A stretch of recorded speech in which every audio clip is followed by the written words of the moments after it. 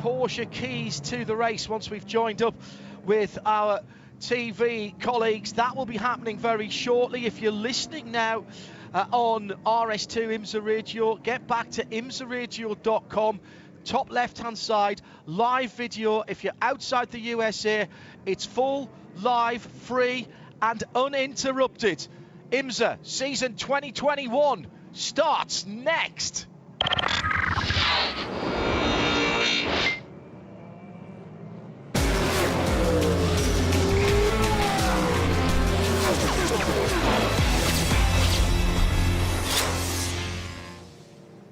Welcome to 2021. What a brilliant start to the season we have in prospect, as the cars are at the roar before the Rolex 24.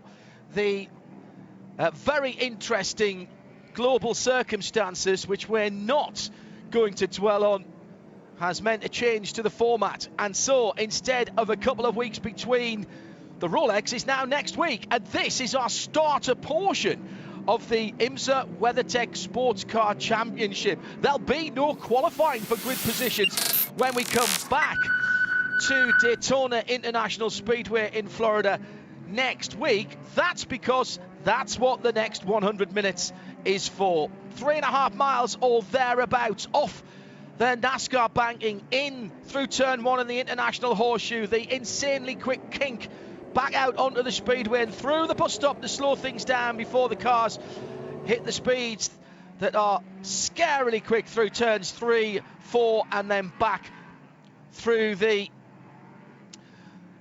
start-finish area. It has been raining. It rained overnight, then dried, then it's rained again, but it's almost stopped now. Joining me in the Haggerty Global Broadcast Centre is Jeremy Shaw. Jeremy, welcome to 2021. Let's take a look at the Porsche keys to the race. This is a short race. It sets the grid. There are points in hand. Clearly, with just 100 minutes on the clock, 1 hour 40 minutes, there can be no errors. Everybody has got to deliver. They have indeed, and that's right. It'll be a two-stop race for prototypes, one for GT cars, excuse me. But yeah, this wet track is really going to shuffle things around a little bit. It's going to be interesting. Drive time still applies, even though this is effectively a competitive qualifying session. What are we looking out for? Yeah, good question. I've not got that sheet in front of me. I think for the prototype car, I think it's just 10 minutes actually, so not really a factor for those guys. Shea Adam, our VP Racing Field Pit and Paddock reporter, can update us on cars that are moving to the back of the field and the drive times in the different classes. Shea? It is a 5-minute minimum drive time for the professional classes, that's DPI and GTLM. It is a 30-minute minimum drive time for the non-professional categories, i.e. LMP2, LMP3, and GTD. And if you happen to be watching some of the pictures from around the world, you would have just noticed the Paul Miller Racing Lamborghini dropping to the rear of the field. They have done that on purpose. They asked IMSA for permission to start from the back, so Madison Snow will not be taking the green from the first row of GTD, but rather the last, or perhaps even the pit lane. And Jeremy, restarts. We've got an extra class this year. Very welcome. Good turnout as well for the LMP3s for their debut in Michelin, on Michelin tyres in the WeatherTech SportsCar Championship. We're used to seeing them in their own category. On the start and the restart, they will be ahead of the GT Le Mans cars, and there's an interesting, that could make things interesting on the restarts in particular. It really could, John. You're absolutely right, because in practice so far and in the qualifying session yesterday, the times between the front cars in GTLM and LMP3 were pretty close. But when the LMP3, of course, is a Pro-Am class. We see a spin there for, is that Ben Keating? It is. Double duty this weekend. The pole sitter in LMP2. It's a Pro-Am class, of course, it's LMP3 and LMP2, and the lesser experienced drivers in the LMP3 cars are a lot slower than the GTD cars, even the GTD cars, some of them in actual fact, certainly GTLM. So you're right, that's going to make things very, very tricky on the restarts, particularly when the slower drivers in the LMP3 cars are at the wheel. Could be rather tricky, that. Share everybody. My final point is the Rolex starts in 6 days, and that is the start of the race. The cars are on track in far fewer days than that. I think another. I know Ben's just making his way back through the field at the moment. There is an opportunity here that fortune might favour the brave. Those people, and we heard some of our pole sitters in the Michelin Countdown to Green talking about it, about taking things easy, saving the car for next weekend. Fortune could favour the brave here, an opportunity for someone to shine. It very much is. You're still racing for points. Remember, this is the first race of the IMSA WeatherTech Sports Car Championship where points will be awarded for qualifying. The car that comes home first will get 35 points in each of the classes. At the end of the championship, that can make a difference. We'll hear from Shea during the course of our broadcast, both on IMSA Radio and IMSA TV, wherever you are around the US or around the world. An hour and 40 minutes, 100 minutes on the clock. Ollie Jarvis, the Englishman, for the third time in succession, will lead the field to a green flag at Daytona. He's got the hammer down in the Mazda, only the one Mazda this year, and they've chosen the Alpine white colour rather than the Soul red, and that's a very nice start indeed. Looks like the Cadillac, the Ali Cadillac, coming up the inside, trying to make a position from row 2. Now it's tippy toes, not been the same conditions that they had in warm-up this morning, so really feeling their way. Everyone's gone on to the wet Michelin tyres. Rain has just about stopped, we're hearing here at the International Horseshoe. And hello to everybody who's been tweeting us in at IMSA Radio if you want to get in touch with us. We'll check back in with the Porsche keys to the race as the race develops. And down towards the West hairpin for the first time as the GT cars come through, led by the two BMWs. This is the biggest GT Le Mans field we'll see for the balance of the season. The endurance races, BMW are in, so they'll be here at Daytona and of course at Sebring. Then back again for Watkins Glen in the 6 hours. Huge GT field with GT Le Mans leading them out, and split starts are back. Jeremy, that'll please you. That looked very good. That was neat and tidy, and that was a great idea given what we were talking about in our Porsche keys to the race about the performance differential between the front of the GT Le Mans all pro drivers and factory cars and the very much customer racing LMP3 field. Yeah, that's certainly good to see. I think that's a very sensible move by IMSA to do that, particularly, of course, in these conditions. We see this a battle for the lead here in GTLM, but also the battle for the lead out front. It wasn't the Ali car, in actual fact, it was K-Mag, Kevin Magnussen in the Chip Ganassi Racing Cadillac that was challenging, I think, took the lead from Oliver Jarvis in the Mazda on this opening lap. Yeah, the fantastic sights and sounds of race cars back on the high banks of Daytona, and it's Corvette that have got to the front of the field. Just two drivers, of course, taking part here of the potentially 4 or 5 drivers, depending on which category, in the Rolex 24 in a week's time. In 6 days' time, we'll have the green flag. Pierre Fillon, the president of the ACO, the Automobile Club de l'Ouest, the guardians of the world's greatest motor race, the Le Mans 24 Hours. He'll be waving the green flag on Saturday afternoon here at Daytona. I just wonder if that is playing into some of the minds. International Horseshoe, again, problems. That is the number 51 car that has gone around the RWR Eurasia machine, and that's Sally Yolik in the Ligier, just missing his braking point. Did well, Jeremy, to get off the grass as side by side on the banking. We've got fantastic battling with down on the low side the 31 Wheel and Engineering car, which was just a wee bit underweight, and that's why that didn't start at the front of the field. Having a cracking battle, Felipe Nasser, we know how good he is in the wet, with Dave Cameron as they come into the bus stop, and through goes Nasser into 4th position. Yes, a good racing here in the early stages, and having started from the back, a lot of the teams suggested to me before this weekend that they really were going to push very hard in this qualifying race. They just don't want to risk any damage prior to next weekend's big race, of course. But having been put to the back of the grid after that qualifying race yesterday, the number 31 car, they are pushing pretty hard. I spoke to the race engineer Ian Watt, the technical director there at Action Express Racing this morning, and he said, look, they're pushing hard. Their plan was to push hard all the way through this week. They want to just see what they got. They want to be fully prepared for next weekend, and they say by pushing hard, that's the best way to prepare for the Rolex 24. Well, the other thing is, as well, as we well know, Shea Adam, our VP Racing Fuel paddock reporter, IMSA collect more data than a NASA moon mission, and they will be crunching all of those bits and pieces of data to see who has been using their full performance potential. Yeah, the only thing that's slightly frustrating for IMSA and their brain trust will be the fact that conditions are mixed right now. It's not raining in the air necessarily anymore, but the rain being kicked up by the Michelin tires certainly does make it look like a very wet track out there, which does throw off all of the data that they're accruing, because every session thus far has been mostly in the dry.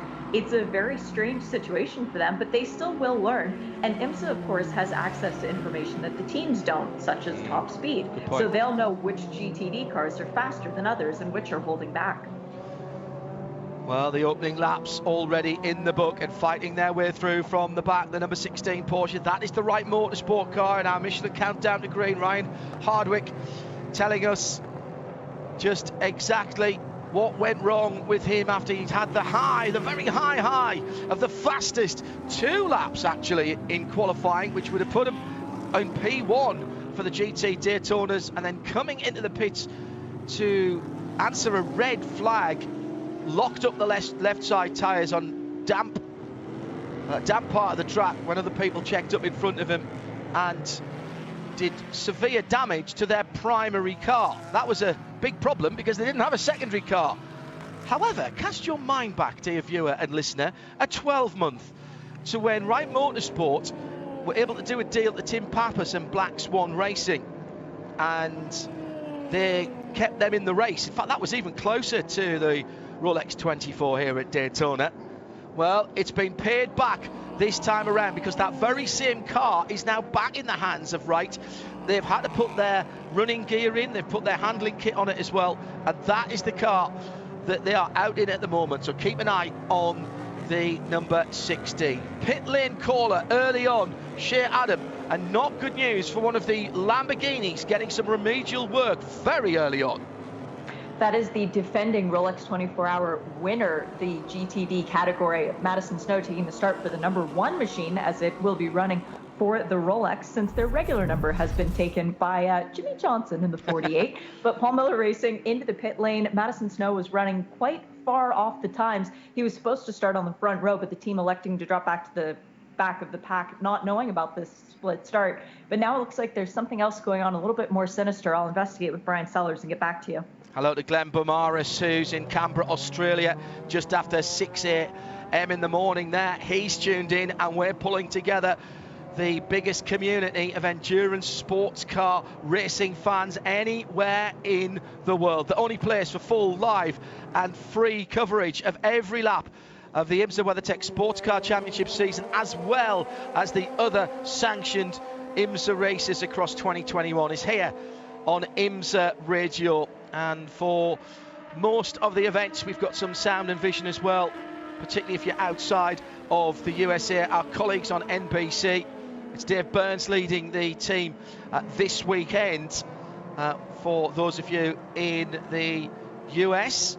And if, by the way, you've just realised that you can't watch it on the telly because it's on tape delay, 4:30 I think that is Eastern, we will be replaying our version of the race in real time at 4:30 Eastern this afternoon on RS2 IMSA Radio. So if you wanted to, you'll seldom hear me say this, but if you want to turn off now and you're in the US and then listen again when NBC comes on the air, by all means do that. It's IMSA Radio and TV together. An hour and a half still to go. Shea Adam, our VP Racing Fuel Pit and Paddock reporter, has also been staying across the chatter on the Race Control channel, and we've got news of penalties. We've got 3 of them right now coming through. The 52 has a penalty. Oh, hang on, Shea. We've got 2 cars coming together, and it's the very pretty number 33, almost like the raspberry ripple coloured car. Fantastic colour scheme on that LMP3 machine. That's the Sean Creech Motorsport car, and that's gone around at turn 1. And Jeremy, there was another car involved there as well in LMP3. Did you catch that one? Was that the purple one? Oh, there's 2. I think one of them was number 8 car. You're right. And there's a white car there as well. Not quite sure which that one might be. It could be the number 18. Full course yellow. Full course yellow with an hour and a half to go. As everybody, it's a very nasty place just beyond the apex of turn 1. The 2 cars that spun off to driver's right have continued. The car that's gone under the inside wall has not. And that is in danger of losing a lap if they can't get that car fired up quickly and pointing in the right direction. 64 and 74 also involved there in that incident, I'm hearing from Race Control. And the 18 as well, as Jeremy rightly said, into the wall. And that's the one, Jeremy, that is struggling the most. The Era Motorsport, the Bremont watch-sponsored machine. It is, yeah. That's a shame for those guys. It looks like he's Dwight Merriman is driving that car at the moment. Indeed, he is, and he has got he found reverse gear. He's got it back underway again. Don't think he hit anything actually, so he should be fine. Don't think he would have lost a lap either. Boy, that was a very interesting opening to this race, wasn't it? Kevin Magnussen, very impressive out front, as we expected it from the ex-Formula 1 driver. I tell you who impressed me the most, I think, during that opening stanza. Stephen Thomas in car number 11 leads LMP2. Okay, no, it's the gentleman drivers out there now in LMP2, of course, because they had to start qualify and start the race. But Stephen Thomas, he's a guy who knew nothing at all about motor racing 2 years ago. He bought himself a track day car. He went and had some fun somewhere, and then he hooked up with Ross Bentley from Speed Secrets, and he decided he wanted to go racing. Last year he raced in the Prototype Challenge series, was very, very impressive.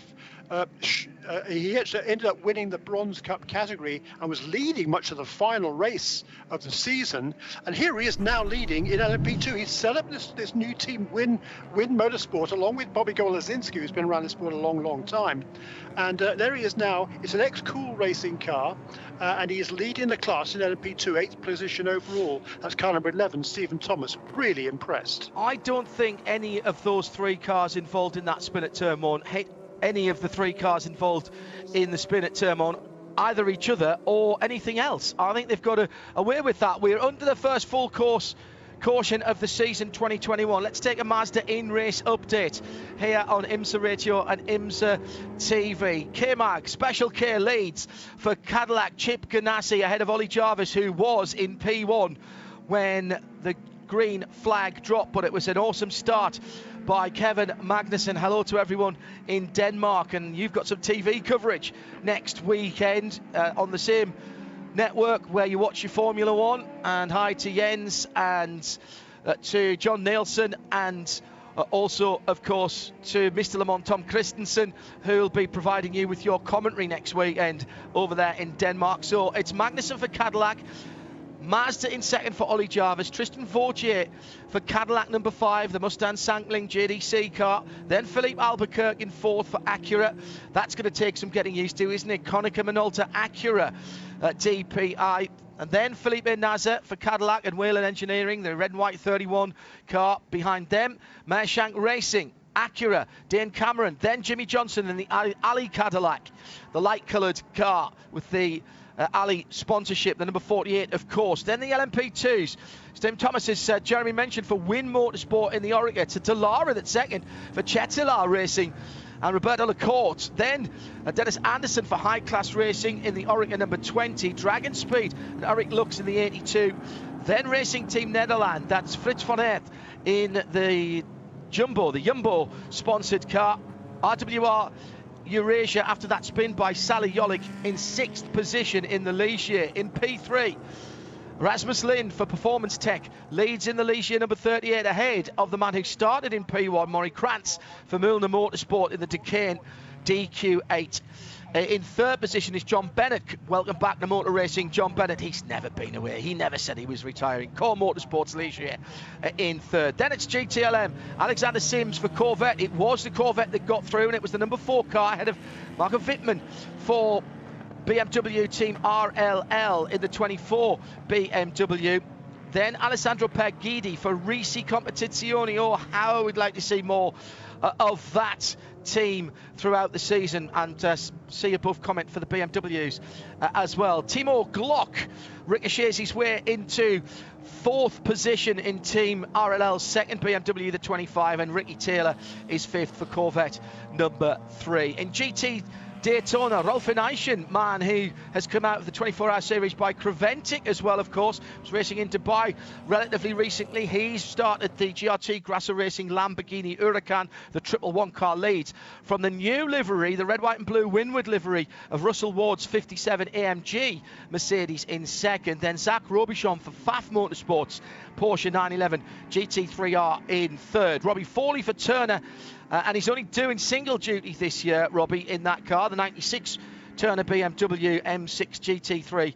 Then Heart of Racing, Ian James for the Aston Martin Vantage in the top 6, made up by Aaron Telitz for Vassar Sullivan in the Lexus RCF GT3. That's how it stands with an hour and 25 minutes to go. That's the first of your Mazda in-race updates for this 100-minute qualifying race. And the Lexus that is leading them round at the moment, looks like we're not too far away, Jeremy, from getting this back underway. Tricky conditions, Jeremy. It has stopped raining.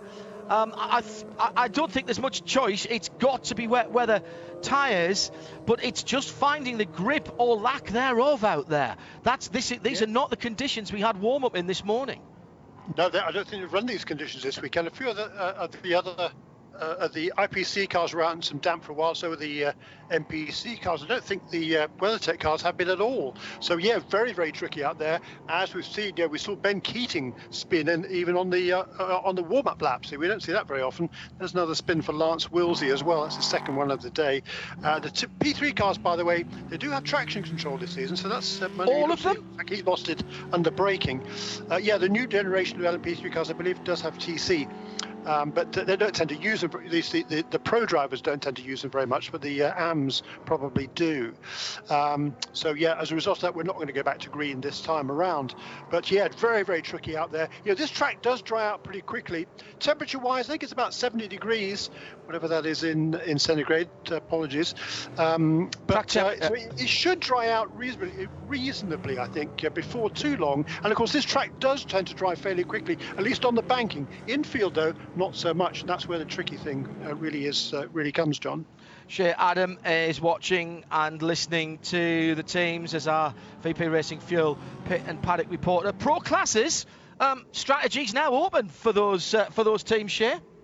Yeah, because this is a short yellow, the pit lane will not open, but the minimum drive time has been met. So drivers can come in, top off on fuel, and switch over to their co-drivers as soon as the green flag comes back out. That is an option for a lot of these cars now. The question will be, Jeremy, how far can people go? An hour and 22 minutes is still a long race here.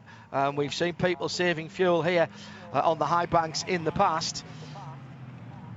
But I'm not sure they could go this far if they were to pit sometime soon. Great start, Jeremy Shaw, at the sharp end of the field in his IMSA debut for Kevin Magnussen. I was talking to Renger van der Zande, who's his full-season teammate on Midweek Motorsport before Christmas when it was first announced, and asking him how he thought he would get on. And he says Kevin's got a big advantage for most drivers coming from a single-seater championship, Kevin coming from Formula One, of course, in that he knows this championship because he's been here, he's watched his dad race in it, and he's been in the paddock here. And he was really revved up for the start of this season. Yeah, absolutely. I mean, Magnussen. I mean, he's a really, really top driver. He won all sorts of championships on the way up through the ranks as well. 28 years of age from Roskilde in Denmark. But as you say, he's got a lot of experience. He's a true enthusiast too. He just loves racing in any way, shape or form. He's super excited about joining Cadillac Chip Ganassi Racing this season. His first taste of the car wasn't too long ago. Absolutely loved it. Couldn't wait to get here. And these conditions, of course, really plays to his skills. Yeah, he might not have much to experience in this sort of type of car, and probably none in these conditions. But he's a real proper race car driver. So he's getting on with the task and doing a super job out front at the moment. By the way, I think I may have put Ricky Taylor back in a Corvette when I was doing the Mazda in-race update. It is, of course, Jordan Taylor who started the Chevrolet Corvette. The number 3 car sits in 5th position. Cooper McNeil, by the way, in the Porsche, the new for 2021 Porsche 911. It's one of the latest specification 9N cars, but with the full 2021 upgrade kit. The WeatherTech Racing Porsche sitting in 6th position, still wearing the 79 that we associate with WeatherTech.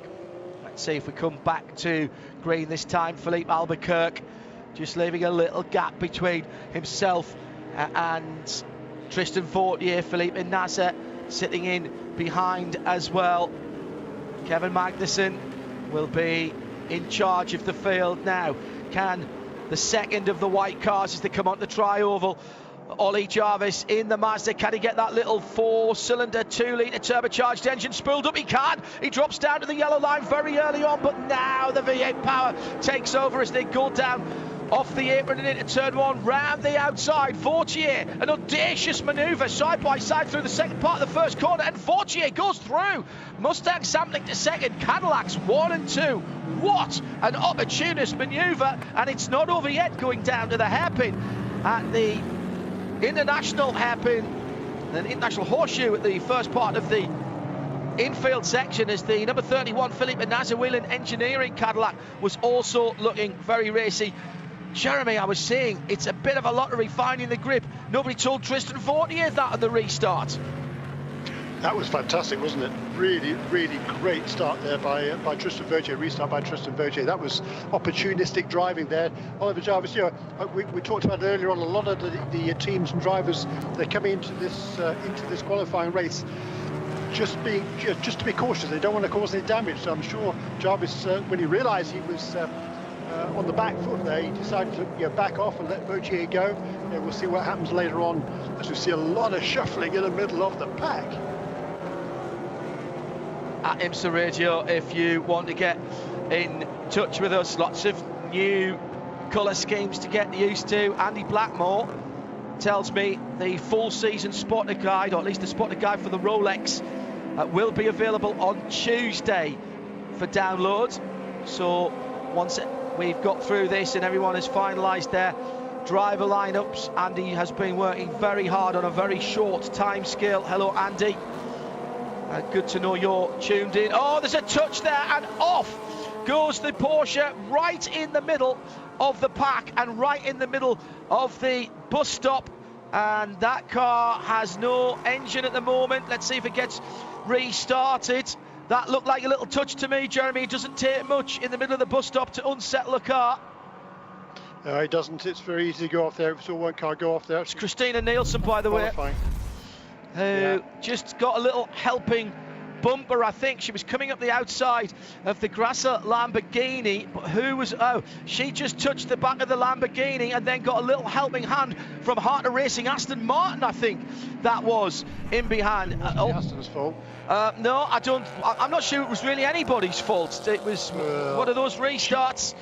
She got in a bit deep, I think, and got into the back of the car ahead of her, which was, she probably didn't really. That was what started it all, and then it kind of, when she got on the brakes to try and avoid the car in front, that kind of caused a concertina effect behind. So we saw him going onto the bank, didn't we? It was super tight, lots of jockeying for position there.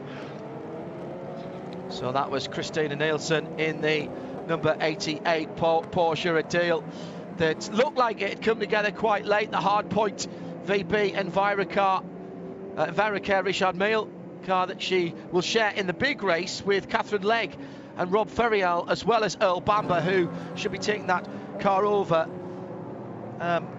We have some teams who are just doing the Rolex with 3 drivers, some with 4.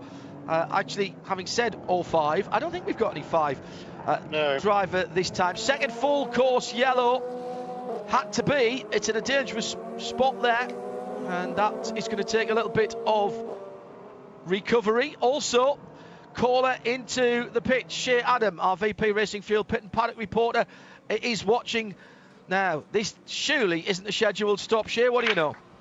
Nope, there is no work happening with the Vassar Sullivan Lexus. Robert McGuinness and Zach Veach sharing this car for this race.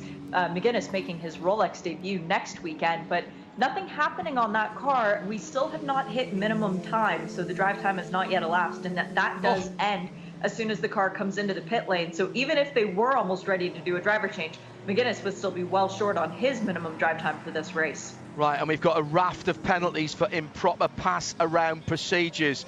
I'm just going to go through the numbers. 12, 97, 44, 28, 63 and 16. That's, I think, a top line in all 4 corners if you're on the bingo card. A stop and 3 minutes 56 for improper pass around. So that's why the 12 had come into the pits. Improper pass around procedure. Now, did they get in before the yellow flag came out? That's the big question, because they can't be allowed to serve it once the yellow flag comes out, Shea. That is correct. If you came into the pit lane after the yellow began, you cannot serve your penalty. Penalties can only be served under a green flag period of time. But judging by the officials standing in the front of the cars, I would imagine that the GTD cars in right now, they made it and they're okay. So once again, it is 12.97, 44. So that's the 12 Vassar Sullivan Lexus that we were talking about. I saw the right car come in there. That was the same thing, the 16 car.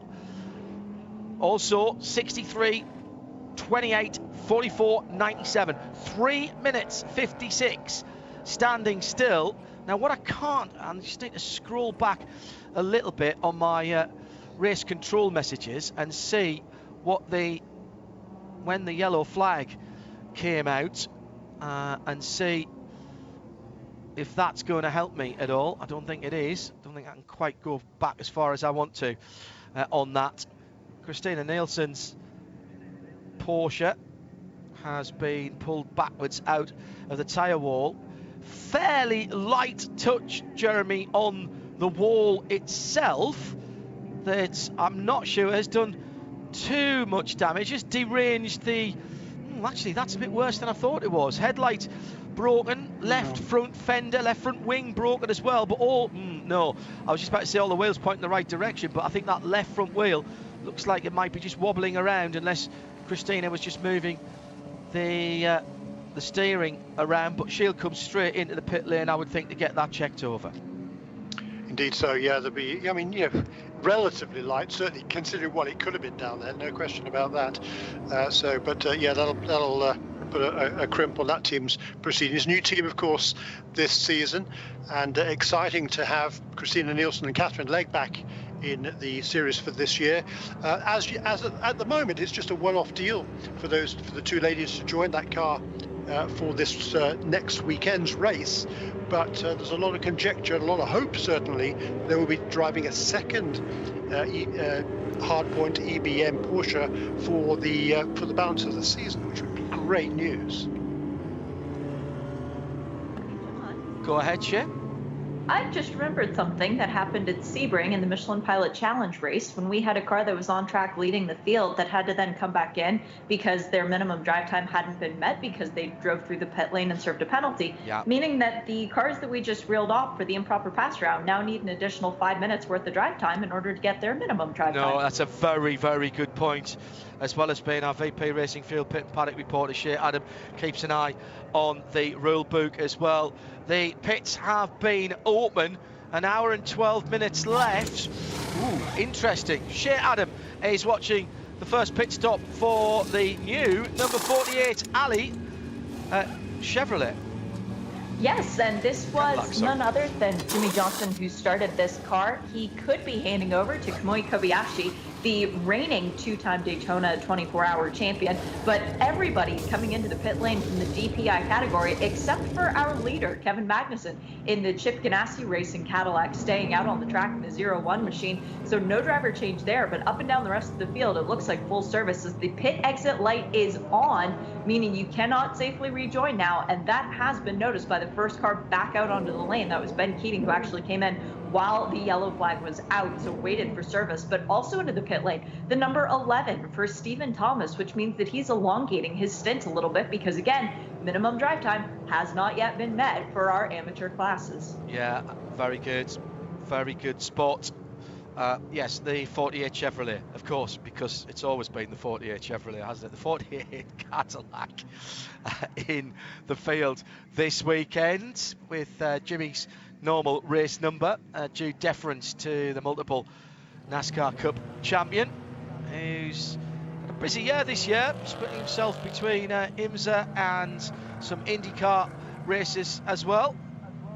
And glad to have him in the championship. I remember getting an interview with him quite some time ago. It was Nick Damon who got an interview with him, saying that he was very interested in doing more sports car races and mentioned the magic words as far as most endurance sports car racing fans are concerned. He said the L and the M word. Jimmy Johnson to Le Mans, there's a thought, isn't it? That is just glorious. Just a quick bit of programme information for you on our sister channel RS1 on Wednesday, 8 o'clock UK, that's 3 o'clock in the afternoon Eastern time. Do the rest of the arithmetic yourself. It's Midweek Motorsport, now in its 16th season, and we'll have an IMSA special on Wednesday as we wrap up what's happened here for the Raw, and also look ahead to the 2021 Rolex 24 Hours of Daytona. Our big interview this week, well, if you're a Chevrolet, a Corvette fan, you will want to listen to it. We've got the new head of Chevrolet Racing as our big interview on Wednesday. So join us then on RS1, and you can get to that via imsaradio.com or, of course, radio-show.co.uk. imsaradio.com, new for 2021. We've incorporated all of our IMSA content onto a new portal. Sound, vision, feature programmes, all of the review programmes from last year as well. Looks like we have got the pits open for GT. We'll get that done with Shea, and then we'll give you another Mazda M race update.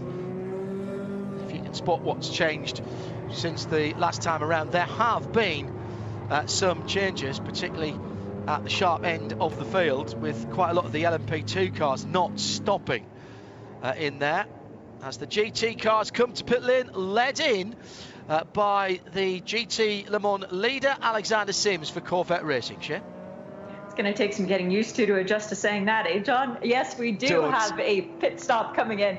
It looks like all of these cars are going to slick tires, as both of the Corvettes in. Nick Tandy takes over his Corvette. I don't have to put $1 in the jar, as slick tires went on that car as well. And for the BMWs, we've got the black one, and that's the 24. They too are doing full service and putting black slick tires on that car as well. It's interesting, BMW actually for this race electing to run all 4 of their endurance drivers, all 4 of which have extensive experience in DTM, not necessarily sports car racing. But there is also a tire change going on for the 14 Lexus, where I would imagine one Mr. Oliver Gavin would be taking over behind the wheel of that car from Aaron Telitz. Aaron, who has done his minimum drive time and is a rabid Green Bay Packers fan, so he'll be wanting to get out of the car and tune in to the NFL channel.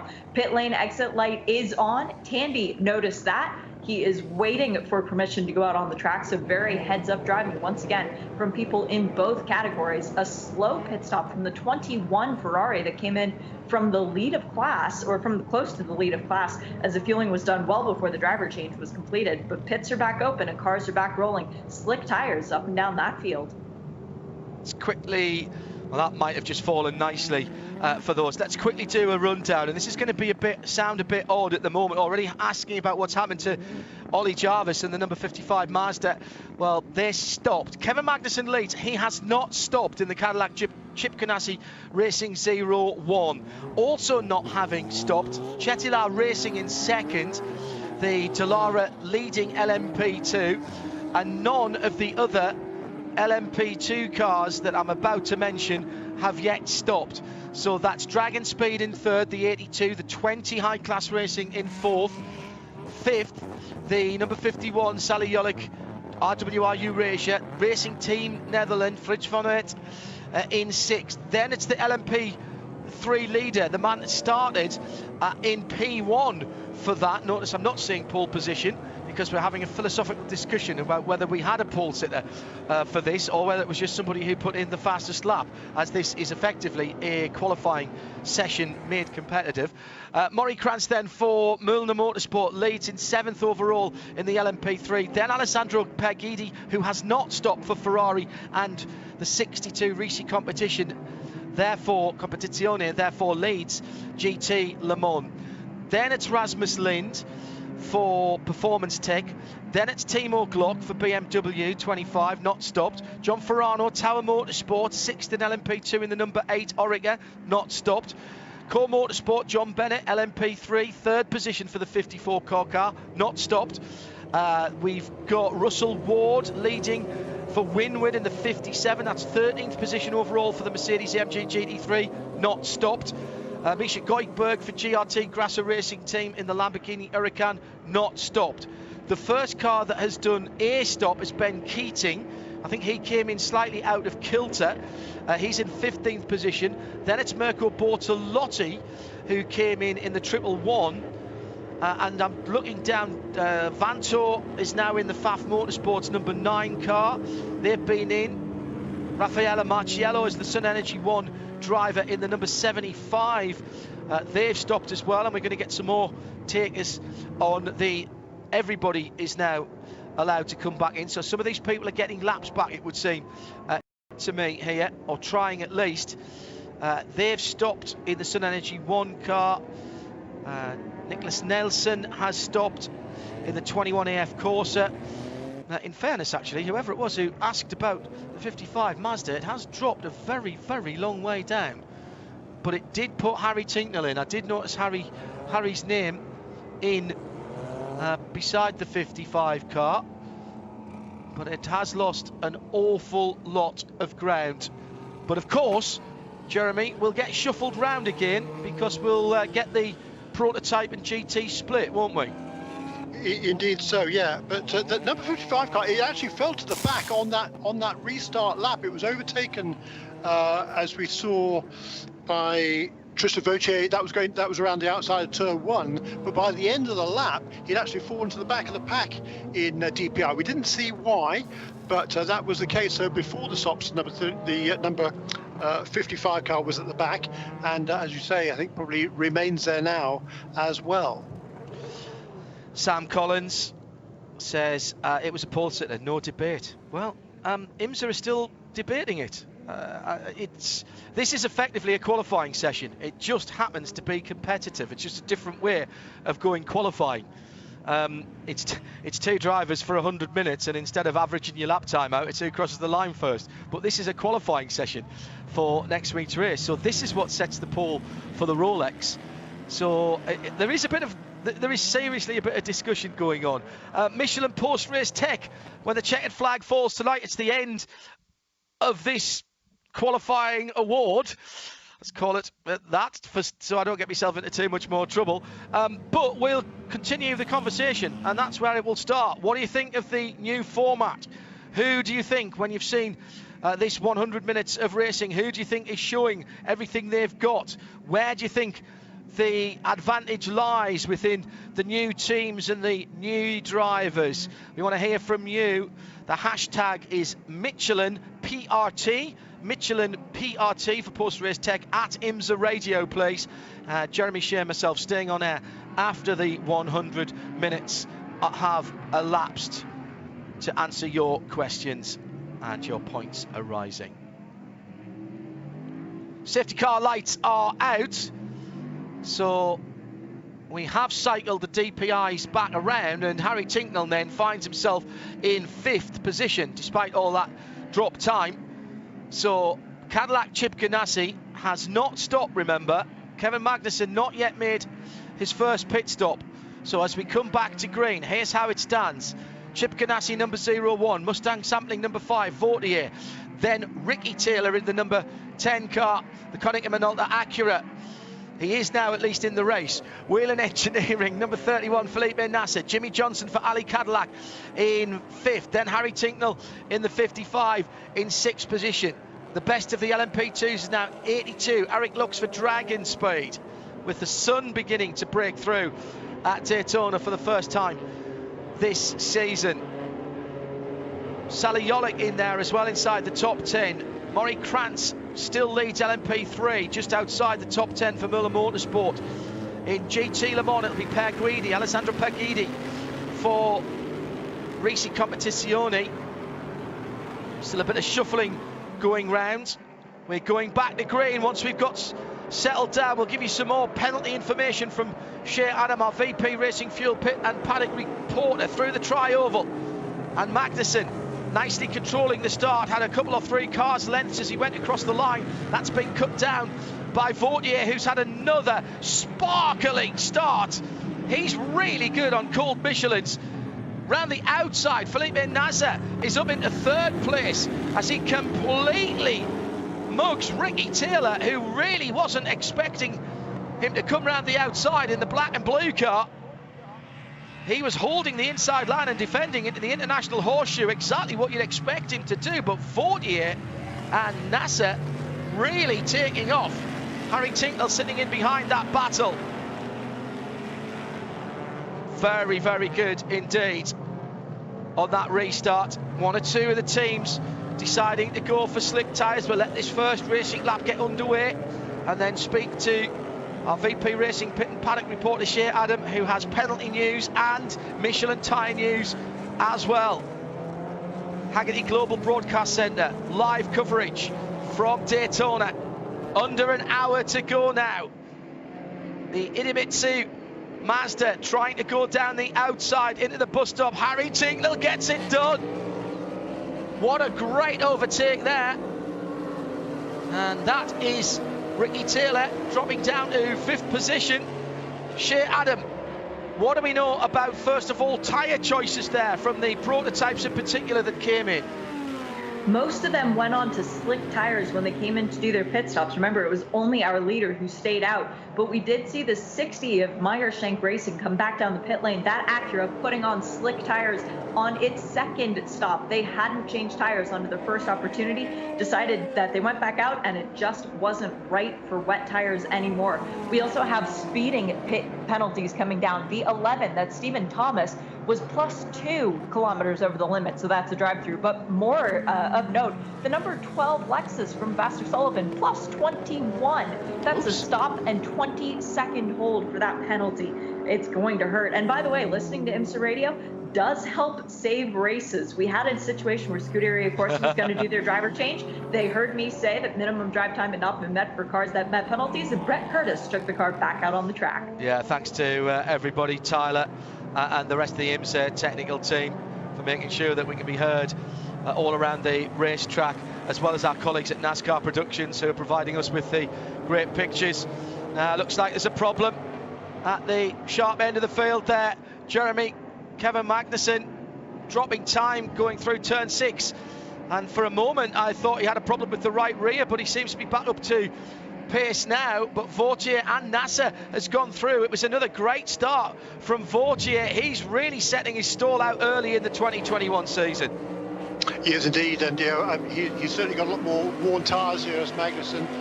We don't know, do we, who is on wets, dries, excuse me, at the front of the field. Everybody except Magnussen, we think. Is that a fact? Okay. That makes that move by Vautier to turn 1 even more impressive then, because it was still pretty damp down there on the infield as he turned into turn 1 of that restart. Fastest lap of the race from Vautier that time around, a 43 flat.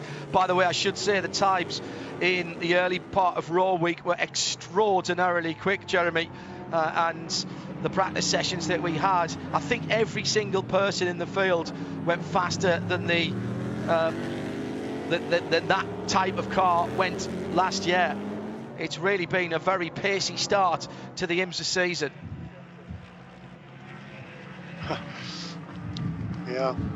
Alessandro Pierguidi, by the way, having not stopped in the recent competizione Ferrari, he leads GTLM. He's also behind only the DPI cars. He's up into 8th position overall, is Pierguidi, in that familiar red Ferrari 488 GTE, and is now ahead of Mikkel Jensen in the PR1 Mathiesen Motorsports LMP2 car, caliber 52, that leads in LMP2. Shea Adam, we haven't quite got the full entry list. There was a few non-starters and there's one or two people have retired early. What have you got? Oh no, I'll come back to you in a second.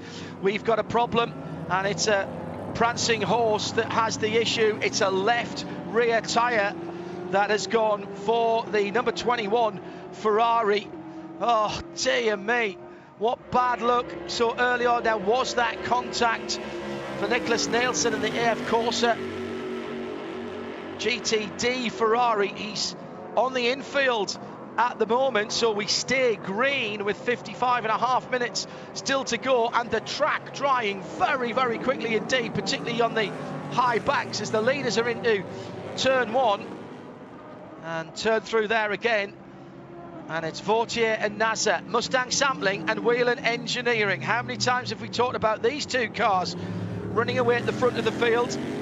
Now, of course, two separate teams running them. JDC running the Mustang Sampling number 5 car, which leads the motor race. Still Action Express for the Whelen car. Vautier versus Nasser, taking a look into third, but he's 6 seconds further back from the battle for the lead as they go past the stricken AF Corsa Ferrari. Nicholas Nielsen doing a really good job to stay off the racing line. Then it's the Konica Minolta Acura of Ricky Taylor. I was just, getting ready for him to get in the car. Just managed to put him in the wrong one, which I think panicked everybody at both teams. At IMSA Radio, if you want to get in touch with us. Shea Adam, tell us about the cars that didn't start and the cars who have already parked up. We never got to see the 64 Team TGM Porsche or the 74 LMP3 machine from Riley. We no longer have running the number 1 Lamborghini from Paul Miller Racing, the 91, the other LMP3 machine from Riley. The 38 Performance Tech car came into the pit lane. They put Cameron Castles in and then rolled the car back behind the wall. And the 44 Magnus Racing Acura, that too is sitting in the pit lane, expecting not to come back out. Whereas the 75 Mercedes of Sun Energy One and the 28 Mercedes of Michael de Quesada for Allegra, they too have not reappeared for a little while. But we have had a pit stop, a very notable one, the 01 from Ganassi Racing. Kevin Magnussen is now on slicks. Well, it's Frank van der Zande who's taken over that car. Shea, he took the car over. Tyre change, as you mentioned. Oh, and a spin coming out of the pits for, I think that was that the leading GT Le Mans car? I think it was. It is. Yeah, it's the 62 Ferrari. Remember, they hadn't stopped, and that's why Pierguidi was still in the lead, or was in the lead of the category. Pierguidi stayed aboard that car, but with new Michelin slick tyres on and no tyre warmers. He's just gone through the RFID reader at the end of pit lane, so he hadn't even got to that before he spun, and that's cost him a wee bit of time. Remember, he started on wet weather tyres, had not pitted. Exactly the same strategy that Ganassi were using in the DPI category, but they have now changed drivers. Well, Jeremy, just so much happening already. A very uncharacteristic mistake by Alessandro Pierguidi, and meantime in the alley car, the number 48, Jimmy Johnson, just catching a bit of dirt coming through the bus stop. He's not used to running on that bit of track, in fairness. He normally misses that bit out. So I have no issue with that at all. Plus, he was probably watching Rally Monte Carlo earlier on and thought he could cut that one a wee bit as well. Because I'm telling you now, if you ask Jimmy Johnson, would you have a go in a WRC car, he would say yes. That's the sort of guy he is. He would race a shopping trolley if you asked him. Cadillac, Mazda, Acura at the front of the field.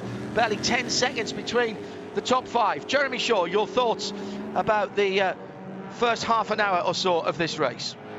Yeah, really quite interesting, actually. All sorts of things going on as a result, primarily of the track conditions, certainly. But this is fascinating stuff. There's a great move to the inside at turn 5 there by Felipe Nasr. He gets inside Tristan Vautier, and I think he will defend that position into turn 6 to make sure there's no way back through again. These Cadillac drivers, they are pushing hard, are they not? Yeah, no. Yes, no thought of them just winding the throttle stop up a couple of turns a wee bit and saving things for next weekend. Look for a moment as if Vautier on the short shoot between turns 5 and 6 was having a look down the inside, but he got onto the curb, which is still very, very wet indeed. So Felipe Nasr for the Whelen Engineering Cadillac Action Express team with a dry-ish line pretty much everywhere, and a very dry line in some places. He's coming out of Speedway turn 4 now. He's going to lead across the line to complete lap number 20.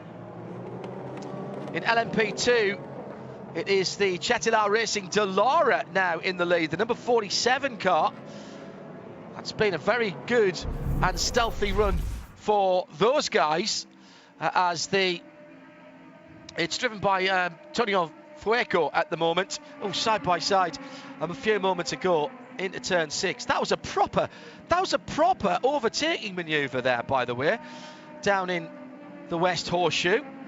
Came from a long way back, but Vautier saw the red and white Whelen car, just modified his line, and there was a moment, I think, when Vautier just thought, I might be able to out-drag him. Oh no, hang on a second, I've just spun up on the yellow curbs.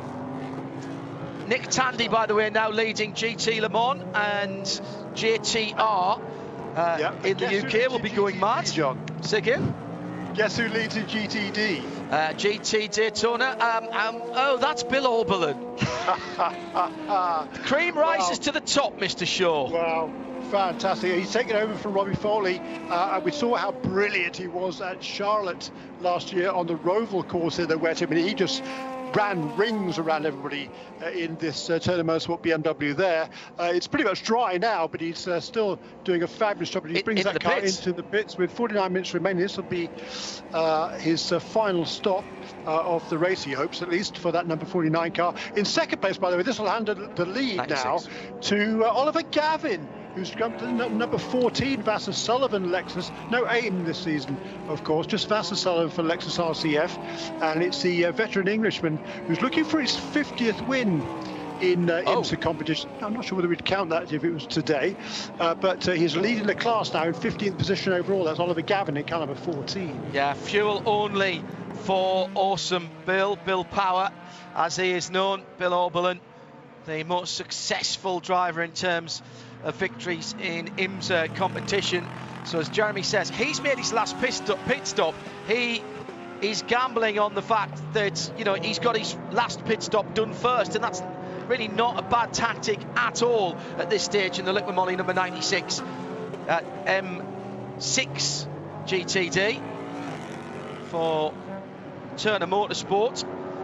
Nasr, by the way, a second and a half to the good now at the head of the field from Vautier, and another second back Tinknell. So the top 3 within 2.5 seconds. Then it's 4 seconds back to Ricky Taylor in the Acura number 10.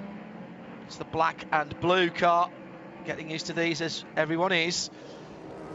And there will be $10 in the swear jar for anybody that says that Vasser Sullivan are aimless this year. All right, we're not. Let's get it out of the way early. Right, I've been talking to the team.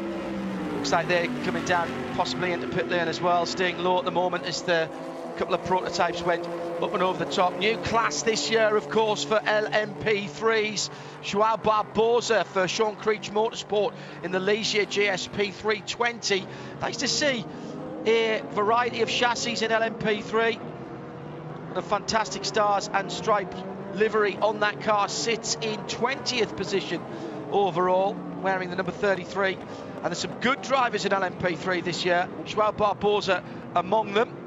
Great amount of experience, Jeremy, in the hands of Joao Barbosa. And also lovely to see Cole back as well, with John Bennett, who never officially retired, was just looking for the right time to come back, and he thinks LMP3 is the place for him to be, and so the orange and white number 54 is back, but this time in the shape of an LMP3, Jeremy. Indeed so, yeah, and you're having had a lot of success driving alongside Colin Brown in P2 cars or PC cars as well before that, and also DPI as well. I mean, it's great to see it back here. He had a year in the GT ranks.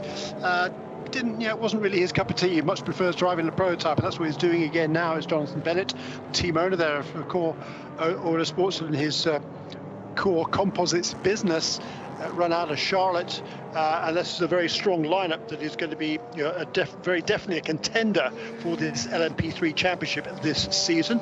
Driving this weekend alongside him, in addition to Colin Brown, is another gentleman driver, next weekend I should say, will be George Kurtz, and Matt McMurray, who's been driving a lot of different cars over the years. He's be joining that driving strength next week as well.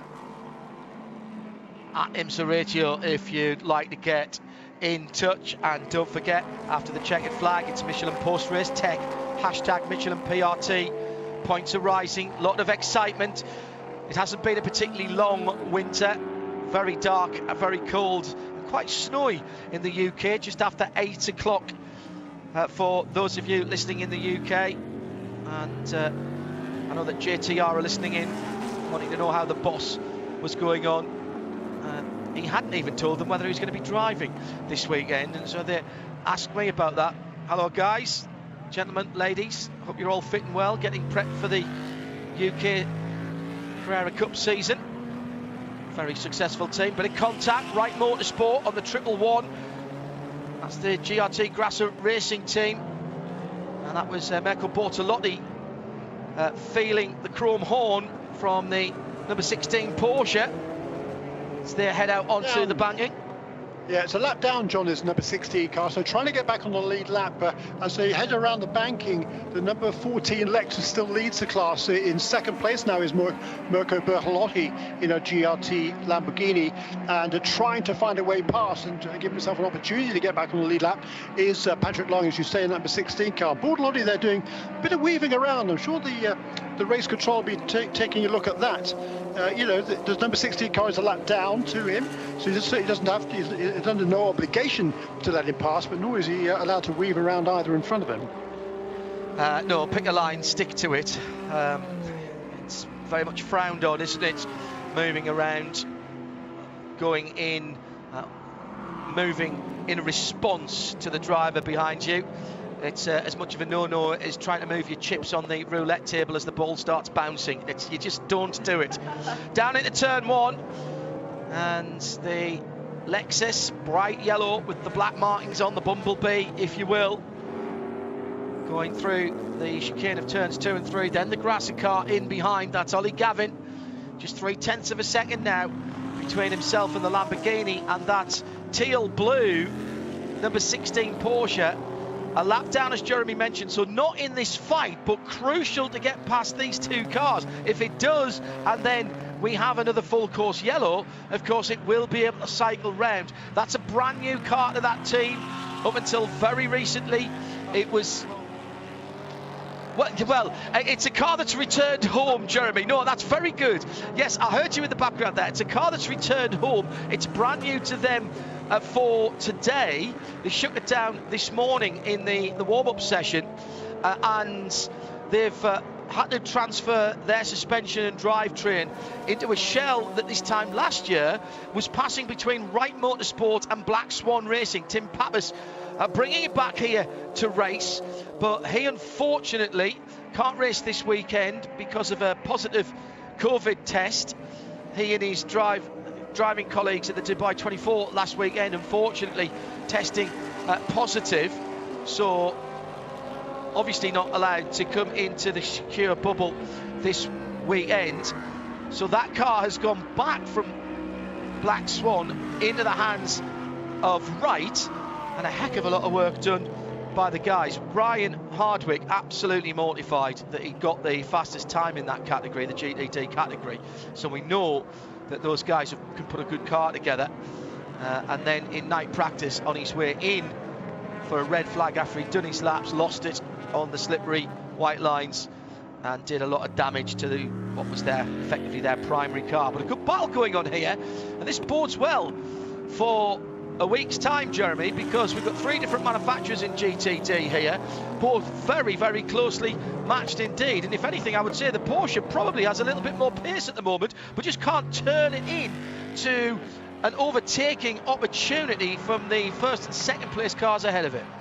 Yeah, that's exactly right. And the Porsche, of course, not this particular Porsche, but this team put the car on pole position. A brilliant run it was yesterday in qualifying by Ryan Hardwick to put that guy, his first ever pole position, official or not.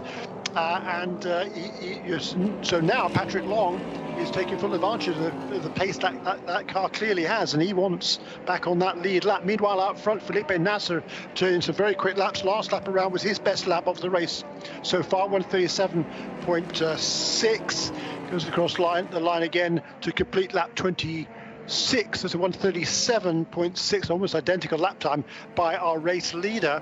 And he's now a couple of seconds ahead of Tristan Vautier. Harry Ticknell hanging there in third position. He had set the fastest lap of the race. That had been reset a little while ago now by Renger van der Zande, who, having made that taken over from Kevin Magnussen, is now moving his way very quickly through the field up into 13th position overall. That's car number 01 for Renger van der Zande. 136.639 is that fastest lap of the race.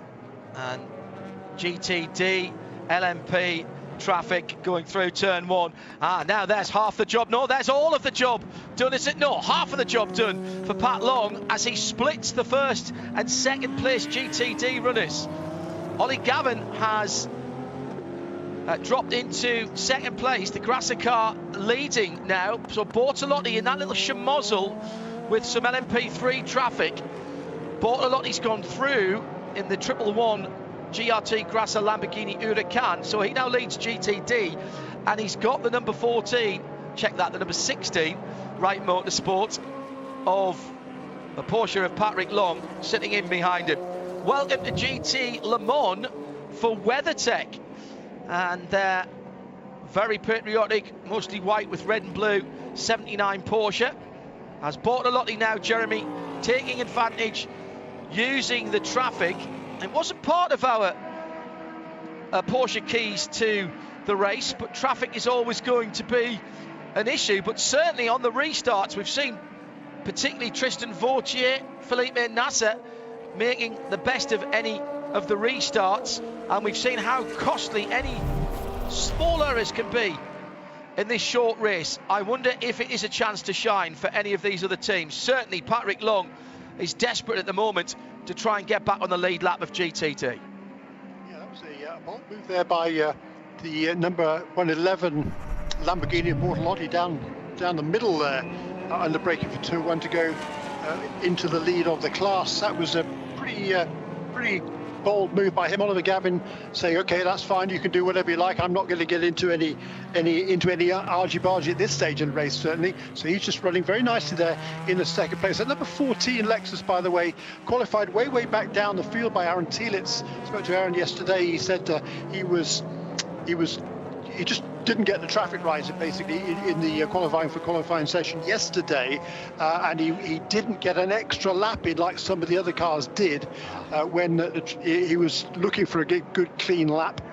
So that car started back down the pack, but he felt that the car was in pretty good shape for the race, and so it seems in the early stages, with Oliver Gavin running in second place and a Lexus to the GRT Lamborghini. Already getting quite a few comments in for Michelin Post Race Tech at IMSA Radio, hashtag Michelin PRT. Hello to Nick, to Slow Pass, to Glenn Tyrrell, Ian McCarthy and others, all have thoughts on this new Raw weekend format with effectively a qualifying race, so it's all free practice when we come back in the coming week to Daytona. Every session live on IMSA Radio, by the way, no other broadcaster can say that.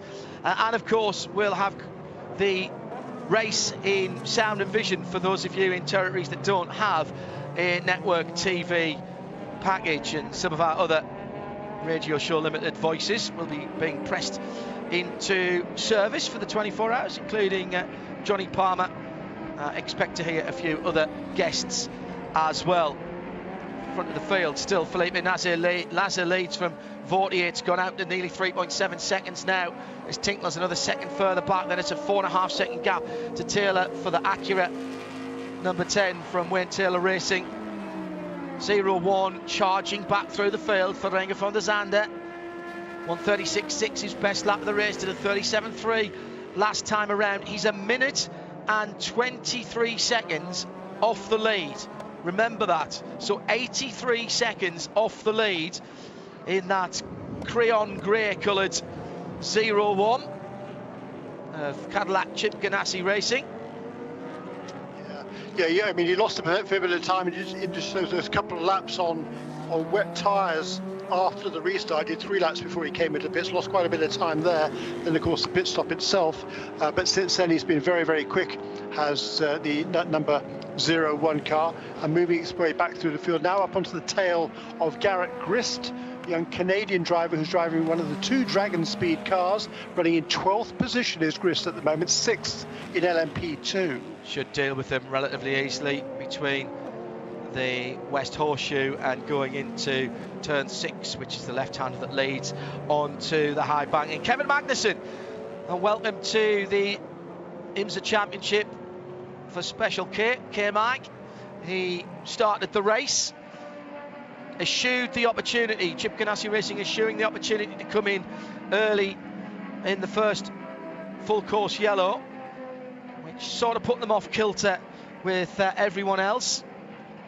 And it remains to be seen who has the right strategy as far as that is concerned. It does, John, and I think the other cars are probably going to be struggling to make it on just 2 pit stops. In fact, I don't think they will be able to make it on 2 pit stops, whereas the number 01 car certainly will be able to get to the end with just 1 more stop. Although we've got 34 minutes remaining, so they should be fine with all that yellow. So I'll take that back. It'll be 1 pit stop, which could probably happen pretty much any time now for the leading cars. And as I say that, we've got several of the P2 cars into pit lane. Caliber 47, Antonio Fuoco in what was leading in the Chetelaar Delara, also into the pits are Mikkel Jensen in a second place, number 52 in LMP2, and Gabriel Aubry in car number 8, and now some of the leaders, GPI leaders, in as well. Around about 16, 15 laps to go maybe at this pace. Renger van der Zande has been out 12 laps in that car. Kevin Magnussen with a bit of yellow did 17 laps. Leaders, as Jeremy said, it looks like we're starting to see some action, and indeed, Shea Adam, you've got the wheeler number 31 in the pit lane. Fuel tires and Mike Conway installed into that Cadillac for the first time in race conditions since becoming a world champion. Mike getting to go out and share the car with Felipe, the full season driver, for this session, but Pete Baudroni being saved for next week. Just 2 laps of yellow in that 18-lap stint for Felipe Nasr in the 31. Jimmy Johnson's gone through to complete his 19th lap since that car was back. Was in the pit lane, so we're right there, as Jeremy mentioned. We're right in the area. The Jumbo LMP2 coming in. Fritz van Aert handed over to Guido van der Garde. Guido's done 16 laps and will come in from second place in LMP2. 2 stops earlier on for the number 60 car. That was, I think, we're getting a couple of questions about that. Shea, our VP Racing pit and paddock reporter, I think you told us, didn't you, that was they got caught on the wrong tyres? They went back out after doing fuel only when everyone else came into pit, and then they came in at the second opportunity because they realized that the track was too dry for wet weather tires, so they switched over to slicks. That's what happened with the MSR number 60 Acura. And I'm also getting a report, thank you to all my spies on the pit lane right now, Pipo Derani's helmet is behind the wheel of the number 31 Action Express Cadillac, so perhaps it is Pipo time after all. If you're listening to us on the PA or the FM, and again, thanks to Tyler Norling, his technical team, and of course everybody, Keith Alessandro and everybody at NASCAR Productions. We are being heard all around the track and on FM. You might want to stand back a step or two from the edge of the track if you're watching at the moment. Nothing to do with social distancing, it's just that people leaves absolutely nothing on the table, and if that is people, that's like lighting the blue touch paper. Jeremy Shaw, he didn't have the end of the season 2020 that he wanted. He will be out to resume at the pace we know he can do, and right some, what he will think, right some wrongs from last year. Yeah, it was a bit too dramatic, wasn't it, at the end of last season? But the year has it's already been a mixed year, hasn't it, for number 31 team? Because they briefly had the fastest time yesterday. It was taken away after the qualifying session in post-qualifying inspection. The car was just a little bit light, therefore illegal. Therefore, the time disallowed. Therefore, has to start at the back. But we're already seeing that car charge to the front. And it was leading there from laps 20 until making this pit stop on lap 30. So we know the car is fast, and it's been driven very, very well today in this race in these pretty tricky conditions still. Also into the pits then, the Mershank Racing Acura, that's its third pit stop now. Ollie Pla has taken that one over. Expect to see that one moving relatively quickly. Now remember, Harry Tinknell had already taken the number 55 Mazda, the Singleton Mazda, over from its starting driver Ollie Jarvis. So he has now stayed in that car, but he's fueled and Michelin tired to the end. Kamui Kobayashi is now behind the wheel of the number 48. He's sharing with Jimmy Johnson. So I expect to see that car come back up the timing screens as well after its pit stop. They were first, second and third when they pitted, but of course they hadn't made the requisite pit stops. It should be the Whelen Engineering Cadillac and the Mustang Sampling Cadillac, with Philippe Nasser and Loic Duval has got into the number 5 Mustang Sampling car that goes through. And it's Harry Tinknell that's gone through on the tri-oval in second. So that's a good pit stop cycle for Mazda Motorsports. 2 seconds, 2.6 between Nasser and Tinknell, then Duval, then Pla. That's your top 4, and the 7 seconds between them. Ricky Taylor is right in there as well. He's less than a tenth of a second behind Ollie Pla. Renger van der Zande another 1.2 seconds further back. That's a real dogfight at the front of the field, with the top 6 within 8 seconds, and Renger van der Zande in that grey-coloured Cadillac from Chip Ganassi Racing, Jeremy Shaw, the 0-1, after dropping so far back, now within 9 seconds of the lead. Yeah, but on a different strategy to everybody else. That car, the number 0-1 car, will need to stop again, no question about it. The others will not, so he'll need a full course caution to get back into contention. The charger here, though, is Harry Tinknell, car number 55.